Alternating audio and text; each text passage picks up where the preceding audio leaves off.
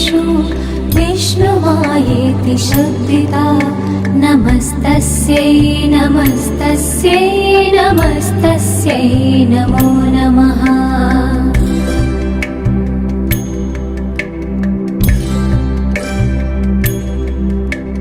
या देवी सर्वभूतेषु चेतनेत्यभिधीयते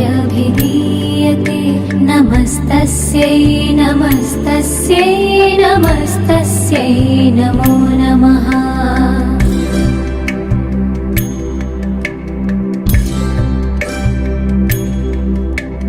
या देवी सर्वभूतेषु बुद्धिरूपेण संस्थिता नमस्तस्यै नमस्तस्यै नमस्तस्यै नमो नमः।